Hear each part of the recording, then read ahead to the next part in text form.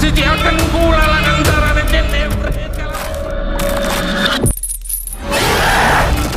Malam itu hujan turun rintik-rintik, seperti mengiringi suasana hatiku yang remuk.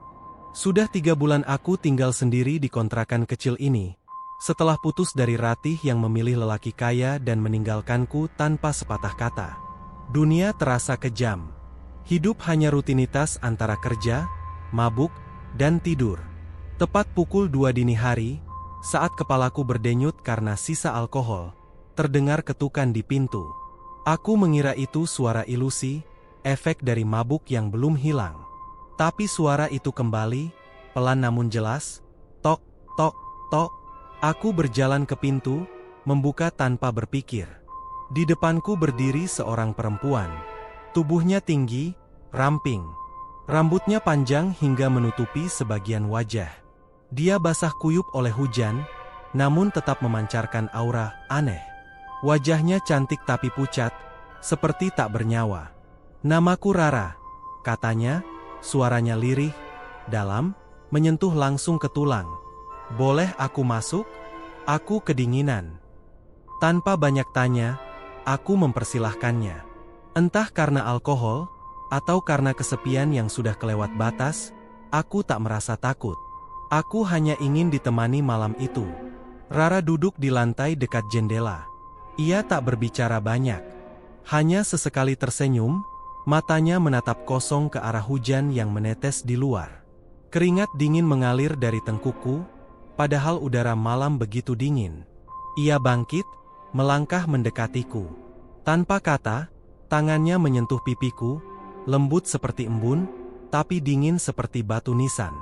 Ia menciumku, dan kami pun bercinta.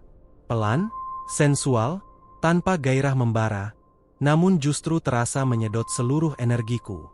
Setelah itu aku tertidur. Saat bangun, Rara sudah tak ada. Tapi di ranjangku ada tetesan darah dan helaian rambut hitam yang panjang, basah, dan berbau bunga Kamboja. Hari-hari berikutnya, Rara kembali. Selalu di waktu yang sama, jam 2 malam. Selalu basah, selalu sunyi, selalu dingin. Dan setiap kali, kami mengulang ritual yang sama. Bercinta dalam diam, lalu ia menghilang saat fajar menyingsing. Tubuhku makin lemah. Nafasku pendek. Di kantor, semua orang bilang aku tampak seperti mayat hidup. Kulitku pucat, mataku hitam legam seperti kurang tidur bertahun-tahun. Aku menyikat rambut yang rontok setiap pagi, tapi aku tak peduli. Yang aku tunggu hanya malam dan ketukan itu. Suatu malam, tetanggaku, Pak Sumarno, menegurku. "Mas Bima, itu siapa tiap malam main ke rumah?" Rambutnya panjang banget. Wajahnya nggak pernah jelas dari jendela. Tapi saya dengar suara tangis dan jeritan. Aku diam saja. Mau bilang apa? Bahwa aku bercinta tiap malam dengan arwah? Bahkan aku sendiri tak yakin dia manusia. Sampai akhirnya seorang anak kecil berteriak saat melihatku di pagi hari. "Itu Om yang tidur sama Mbak Hantu." Saya lihat, rambutnya panjang kayak ular. Malam ke-13, Rara datang lebih awal. Kali ini, ia tak bicara sama sekali.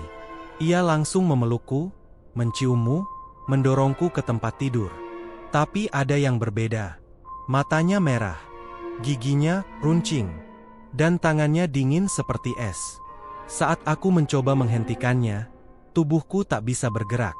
Aku hanya bisa menatap langit-langit, sementara ia terus merayapi tubuhku.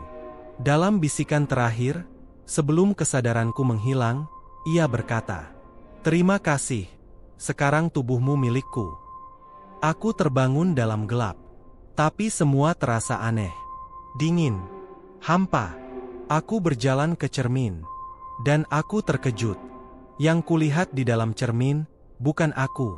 Aku berdiri mematung. Sosok dalam cermin tampak seperti aku, tapi lebih pucat, matanya kosong, dan senyumnya miring seperti tak manusiawi. Aku mengedipkan mata, tapi sosok di dalam cermin tidak. Dia terus menatapku, aku yang lain. Tubuhku gemetar. Aku menyentuh wajahku, Tapi cermin itu tak mengikuti gerakan.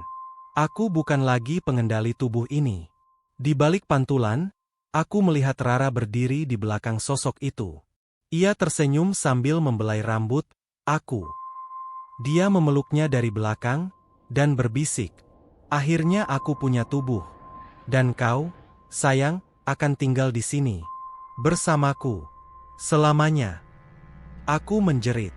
Tapi hanya gema yang terdengar, pantulan suara dari ruangan hampa. Tak ada dinding. Tak ada pintu. Hanya kegelapan dan cermin yang mengelilingi dari segala arah. Setiap cermin menunjukkan satu versi diriku. Lemas, terkapar, menggeliat, menangis.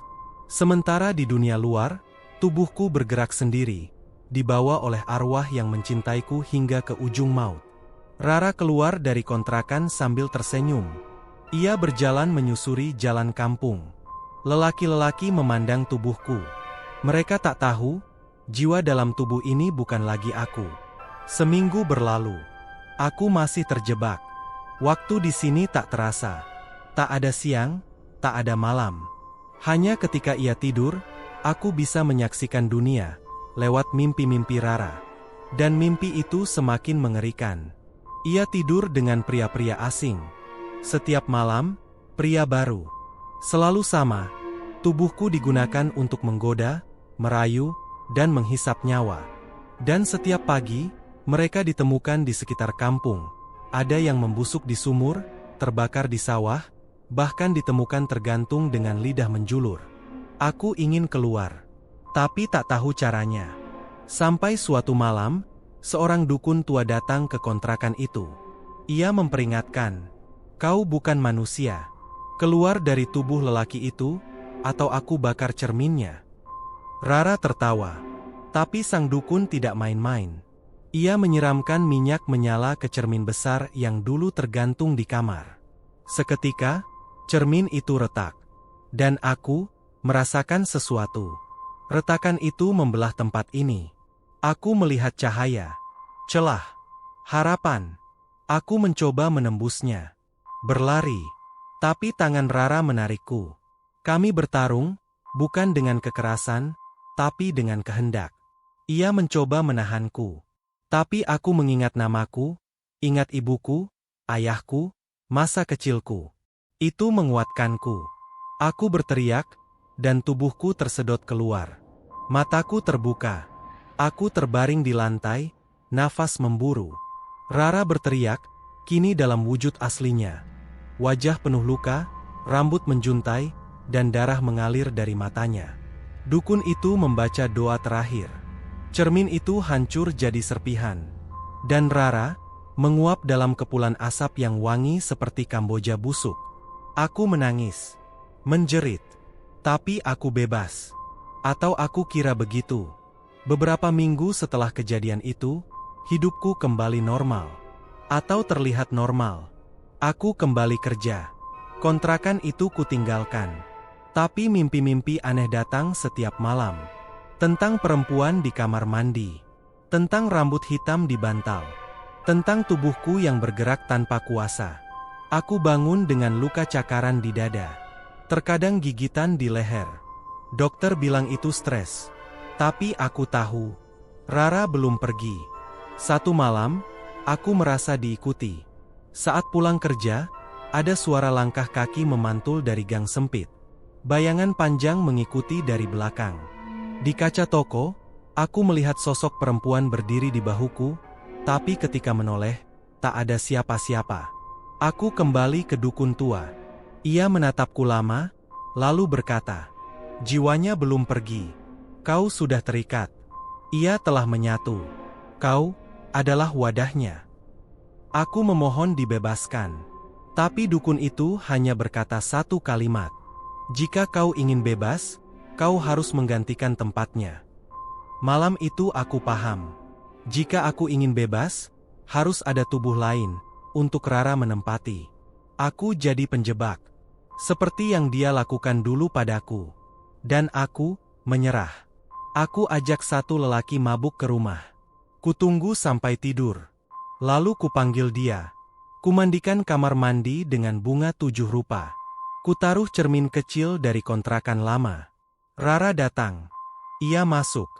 Ia tertawa. Aku tahu kamu akan menyerah. Karena kamu juga mulai menikmatinya, bukan? Aku hanya diam. Sambil menatap lelaki itu menggeliat dalam tidur. Saat cermin pecah, tubuh itu menghilang. Dan aku merasa ringan. Epilog, aku, Rara, dan malam yang tak pernah usai. Kini aku hidup normal. Tak ada mimpi buruk. Tak ada luka gigitan. Tapi kadang, saat menatap kaca, aku melihat sepasang mata lain. Mata perempuan yang dulu pernah memilikiku. Kadang, aku tersenyum padanya. Kadang, kami bercinta dalam mimpi. Dan kadang, kami sama-sama bertanya, siapa yang sebenarnya mengendalikan tubuh ini sekarang?